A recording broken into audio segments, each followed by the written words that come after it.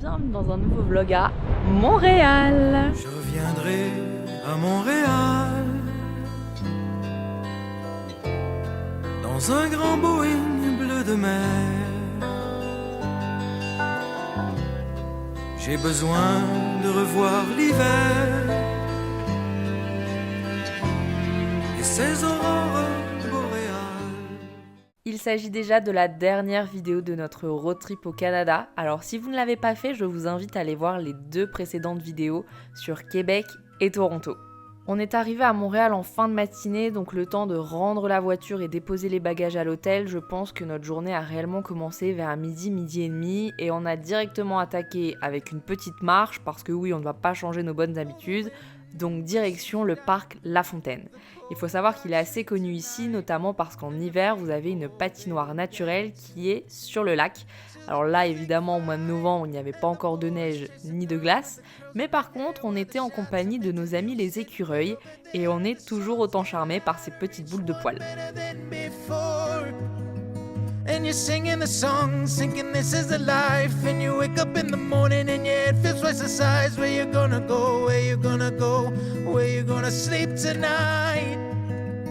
And you're singing the song, thinking this is the life. And you wake up in the morning and your head feels twice the size. Direction ensuite le Saint-Viateur Bagel pour manger l'un des meilleurs bagels de Montréal. Attention toutefois, ils ne prennent que du cash.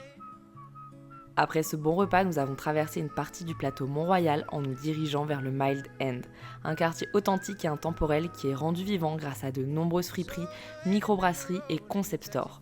Nous avons fait des tours dans les épiceries et les magasins du coin, nous avons traversé des quartiers un peu plus résidentiels et avons terminé notre promenade au marché Jean Talon.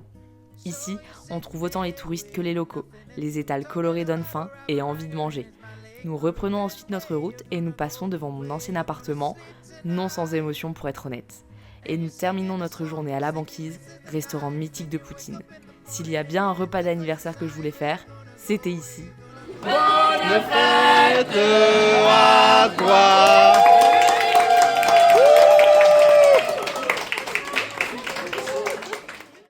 Bon, ce début de vlog, il est totalement catastrophique. On est déjà le jour 2 et vous avez rien suivi du premier jour. Heureusement, on a pensé à vous filmer des petits trucs. Et là, on s'en va faire la grande roue du Vieux-Port.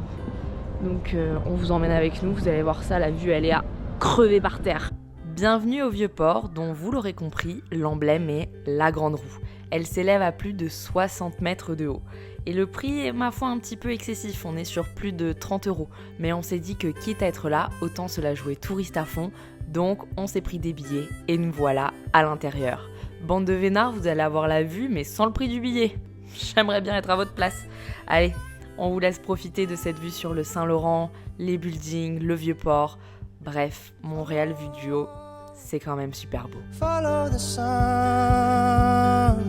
and which way the wind blows.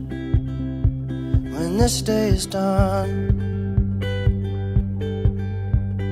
breathe, breathe in the air. Set your intentions, dream with care. Tomorrow's a new day for everyone.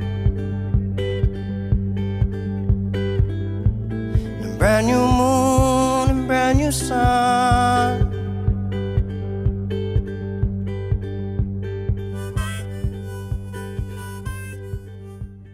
Nous sommes ensuite partis nous promener forcément dans le port, au travers des quais, des différents bateaux. Nous avons aussi admiré bien sûr les immeubles que nous avions vus plus tôt, vus d'en haut dans la grande roue, mais cette fois-ci vus d'en bas, vous en doutez. Et nous avons poursuivi notre petite promenade sur le quai de l'Horloge, offrant une magnifique vue sur le Saint-Laurent, mais surtout en bout de course sur la tour de l'Horloge, qui abrite un monument aux morts de la guerre 14-18. Nous sommes ensuite revenus sur nos pas et nous avons trouvé sur notre route un bus scolaire à l'américaine, jaune, et la conductrice était super sympathique. Je pense qu'elle a vu à nos têtes que nous étions des gros touristes et elle nous a donc proposé de nous prendre en photo devant, de prendre des photos du bus, de passer une tête à l'intérieur pour que l'on voit comment c'est. Bon, on parle quand même d'un bus scolaire, alors vous imaginez bien qu'on devait être un petit peu ridicule, mais on s'est vraiment fait kiffer sur ce coup-là. Et puis ça y est arrivé le moment dans cette vidéo où on vous lance les premières vidéos de drone, puisque Tom en a profité pour être dans un coin un petit peu isolé, loin des immeubles, sans foule, pour pouvoir lancer le drone dans les airs. Et puis je le dis à chaque fois, c'est redondant, je me répète, mais ça se passe de commentaires quoi, comme toujours. Many moons have risen and fallen long before you came. So which way is the wind blowing? And what does your heart say?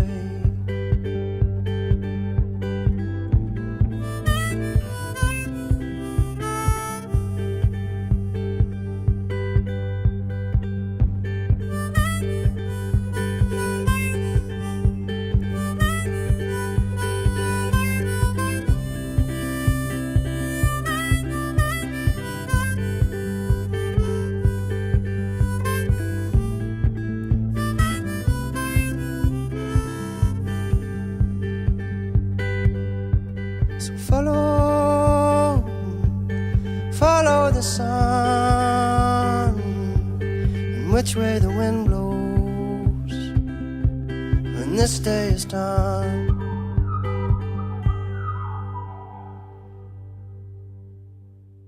Nous avons ensuite continué notre journée en nous promenant dans le quartier du Vieux-Montréal qui est totalement limitrophe à celui du port. C'est là où vous avez des petites rues piétonnes, les boutiques de souvenirs pour les touristes bien sûr, des restaurants et également la basilique où s'est mariée Céline Dion. Mais ça, on s'en reparle très rapidement, on garde ça pour un petit peu plus tard. Il s'agit d'un quartier vivant et vibrant où vous devez absolument passer. Vraiment, ça vaut le détour, que vous soyez ou non des touristes, que vous soyez d'un expat. C'est là où on prend le pouls de la ville. Vous avez bien sûr plein d'œuvres contemporaines, des speakeasy. Vraiment, ici, c'est un quartier à ne pas manquer. Ayant terminé plus tôt que prévu notre programme, nous avons décidé de traverser le Saint-Laurent pour nous rendre sur l'île Sainte-Hélène. On l'a fait en métro puisqu'il y a un arrêt, l'arrêt Jean Drapeau, qui vous emmène directement sur l'île. Et ensuite, vous pouvez profiter de tout ce que celle-ci a à vous offrir. En l'occurrence, visiter la roseraie, vous avez un parc aquatique. Au mois de novembre, vous vous doutez bien qu'on n'a pas profité du parc aquatique. Il y a également la biosphère de Montréal et généralement, en mai, juin, juillet, c'est là qu'a lieu les pique-niques électroniques et autres festivals de la ville. C'est Tom qui a plutôt insisté pour qu'on se rende là-bas. J'avoue que moi, je n'étais pas forcément partante. Et en fait, c'est une petite erreur puisque vous avez une superbe vue sur la skyline de Montréal.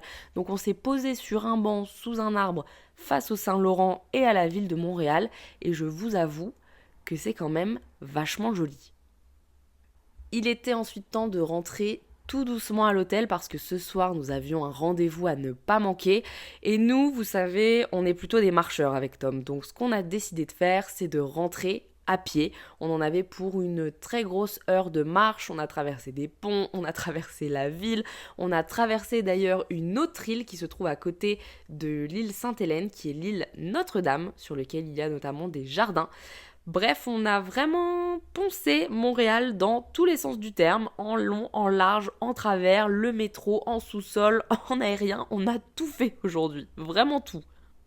One eternity later. On vient de rentrer à l'hôtel, il est à peu près, on m'a montré pas l'heure, mais il est à peu près 17h. On fait une petite pause et on va faire une petite dégustation. C'est vraiment super bon. Voilà, c'est subtil en fait.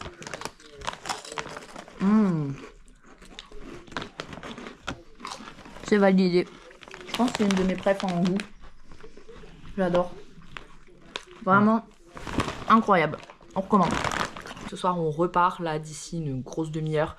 On a une activité super cool, vous allez voir, j'ai trop hâte. C'est un truc que j'avais déjà fait quand j'avais habité à Montréal et donc trop contente de pouvoir refaire ça. Sans transition, on se retrouve dans la rue en direction du Centre Bell, l'arène de l'équipe des Canadiens de Montréal. Pour ceux qui n'ont pas la ref, il s'agit de l'équipe de hockey. Et si vous venez au Canada, je vous invite fortement à venir voir un match de hockey, peu importe la ville, peu importe l'équipe. Ici, c'est le sport national comme le foot en Europe. Donc autant vous dire que les arènes sont monstrueuses. Le Center Bell, c'est 22 000 personnes. Vous avez un show à l'américaine, des lumières dans tous les sens, des petits shows, des chauffeurs de salle, une mascotte, des kiss cam. Bref, c'est le kiff total. Nous, le match, c'était face à Calgary, qui est de l'autre côté du pays. Et en plus de ça, on avait une soirée spéciale vétérans, parce qu'on n'était pas très loin du 11 novembre. Donc on a eu une petite cérémonie avant le début du match avec des anciens vétérans de la Seconde Guerre mondiale. Bref, vous allez voir, on a passé une super soirée. Et je vous invite vraiment, si vous avez l'opportunité, d'aller voir un match parce que, comme dirait mon père, ça vaut son pesant de cacahuètes. You think you got it, oh, you think you got it, but got it, just don't get it till there's nothing at all. We get together, oh, we get together, but separate's always better when there's feelings involved. If what they say is nothing is forever, then what makes love the exception? So why yo, are we so in denial when we know we're not happy here?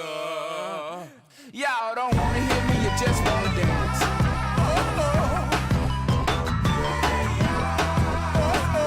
Don't want to meet your daddy. Just want you in my caddy. Don't want to meet your mama. Just want to make you. I'm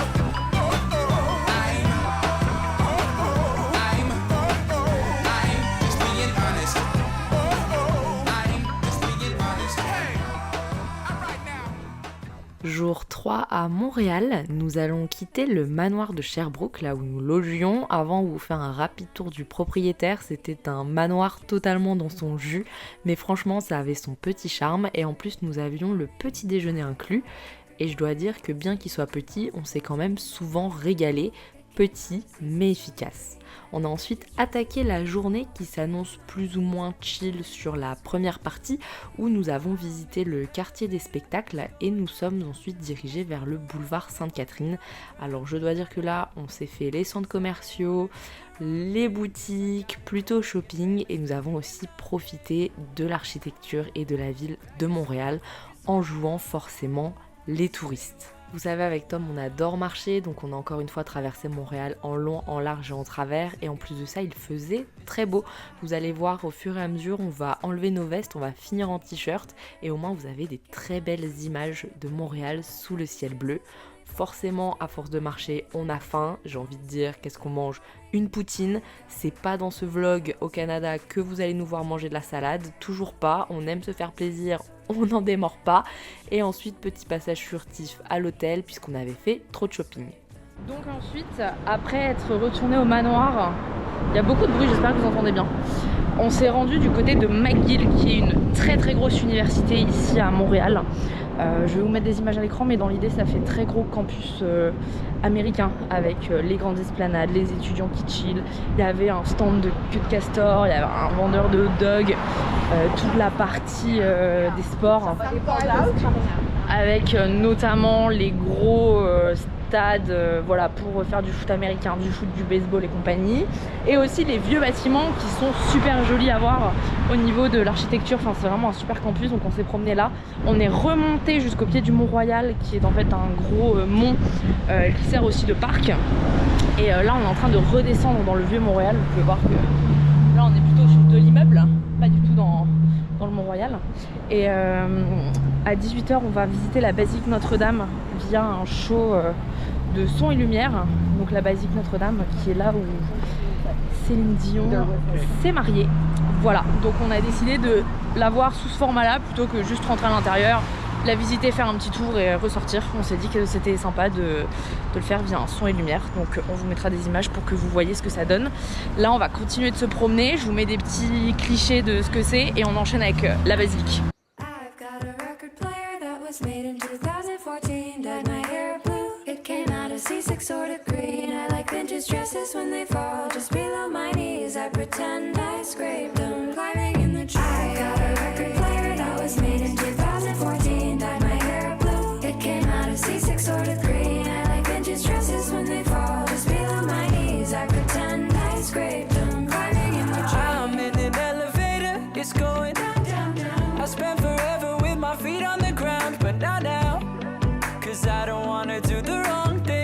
I gotta go and get famous for doing nothing.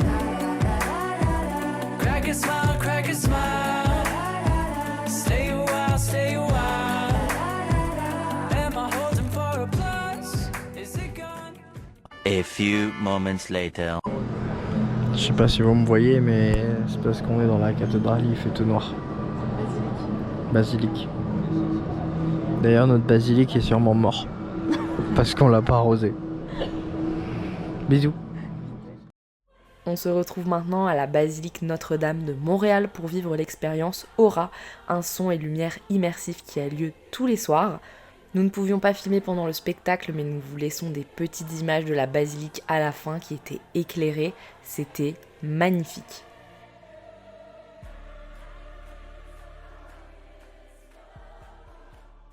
Après le spectacle, direction Schwartz-Deli. C'est un monument à Montréal et c'est d'ailleurs reconnu mondialement la meilleure viande fumée avec les épices originales depuis 1928. Schwartz, c'est une viande fumée à l'ancienne qui est préparée sur place avec un mélange secret d'herbes et d'épices qui sont produits localement, marinés pendant 10 jours, fumés toute la nuit et stimés toute la journée. Coupés à la minute, à la main, avec amour. Bref, encore une fois, ça n'est pas aujourd'hui que nous allons manger de la salade. Je pense que vous pouvez voir que ça respire le gras. Et je vais pas vous mentir, c'est vraiment délicieux. Pas à manger tous les jours parce qu'à un moment on va finir obèse, mais qu'est-ce qu'on se régale.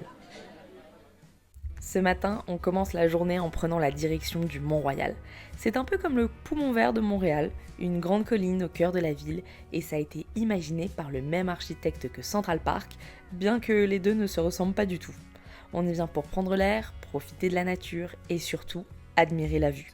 C'est d'ailleurs là que nous allons en premier, au Belvédère du Mont-Royal, le spot incontournable qui offre un panorama de dingue sur tout Montréal. I've been reading those stories about chasing the wind. I guess I've come back with one or two.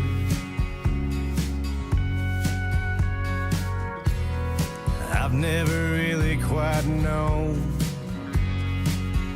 what to do.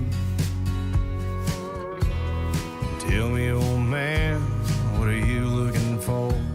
Ensuite, on continue de se promener entre les étendues du parc, les sentiers, les clairières et les forêts. You've given and so much more.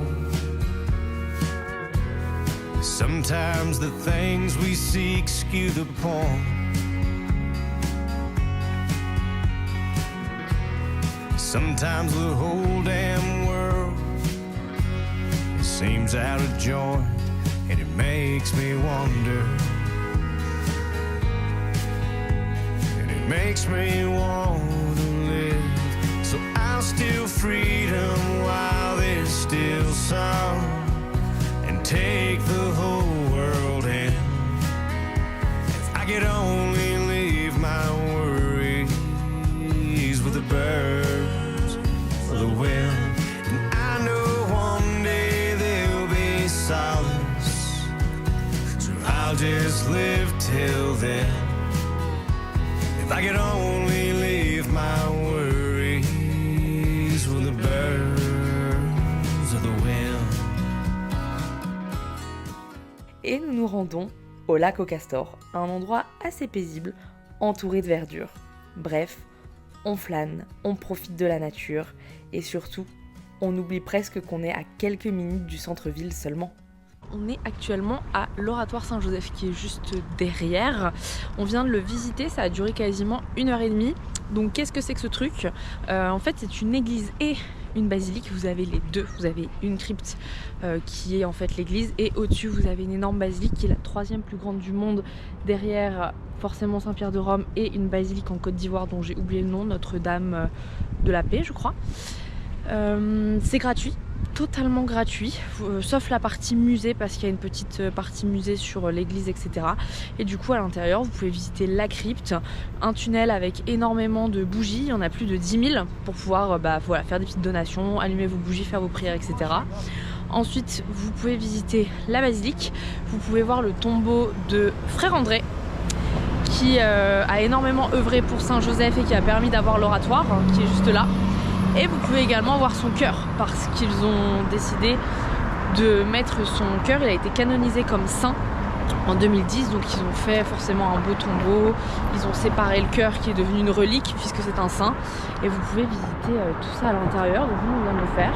Franchement super cool à voir, que vous soyez croyant ou non. C'est une visite très sympathique et qui vous coûte rien du tout en plus. Donc bénéfice.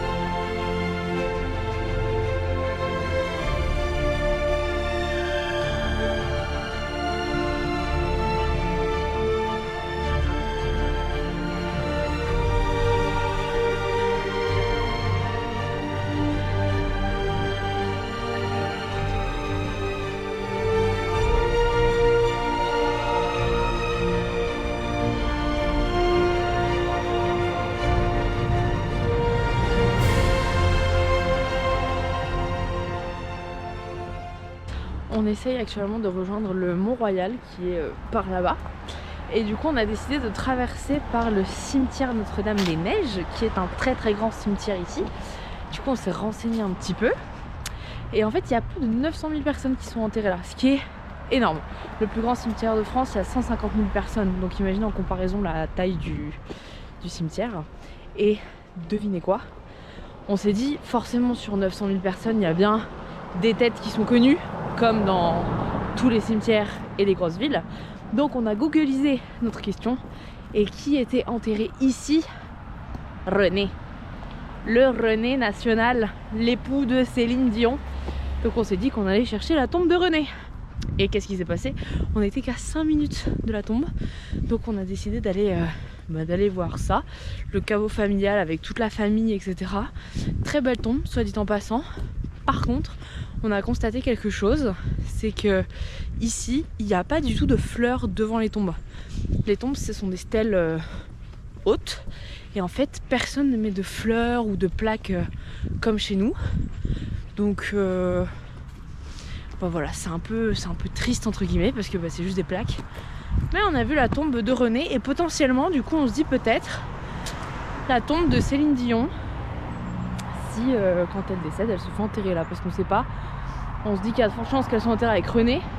Ça se trouve pas du tout. Ou ça se trouve peut-être. Là on est coincé dans le cimetière.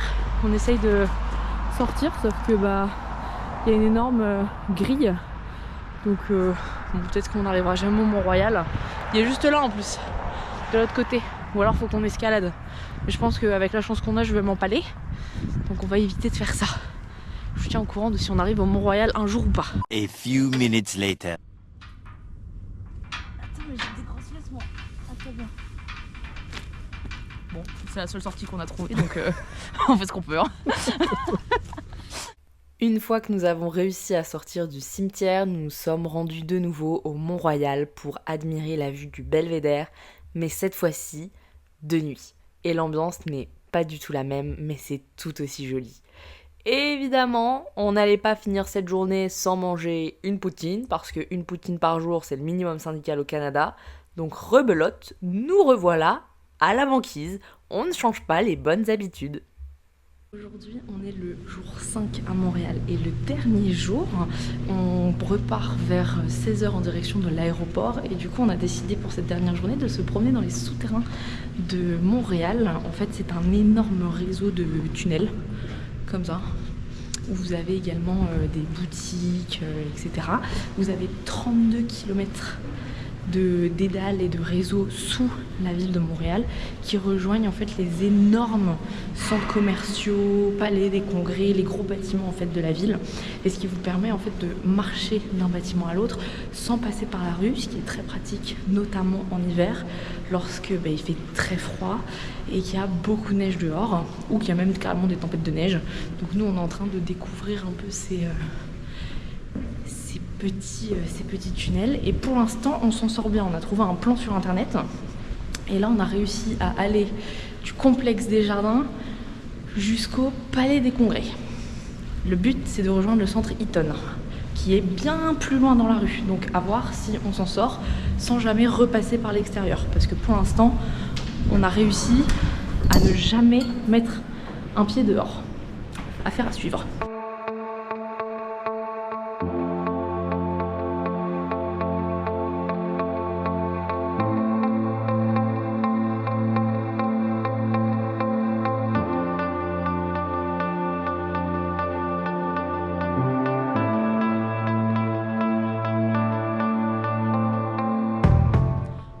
Qu'on allait devoir ressortir par là, mais en fait ça repart par là.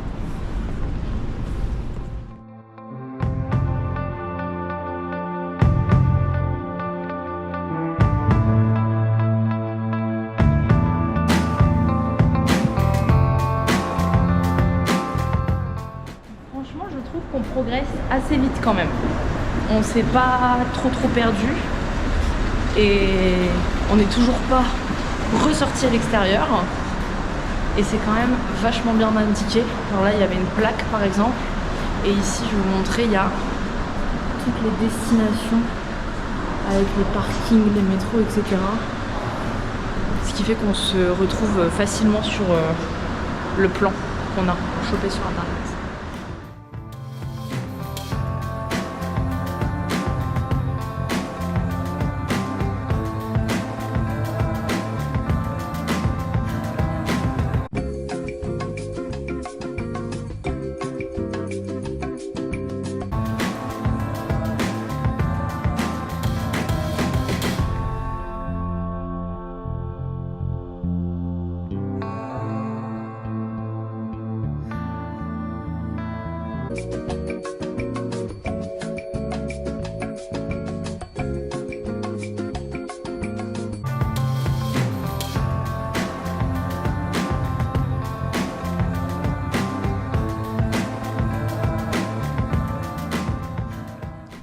Totalement perdu. Là on est dans le métro alors qu'on est censé aller à la gare centrale mais on trouve pas par où faut passer. Du coup on erre dans le métro. Voilà. Peut-être qu'on va jamais réussir à sortir d'ici. A few moments later.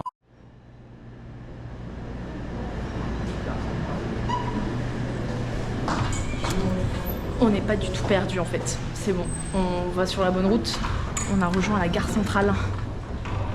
Donc c'est bon, tout va bien.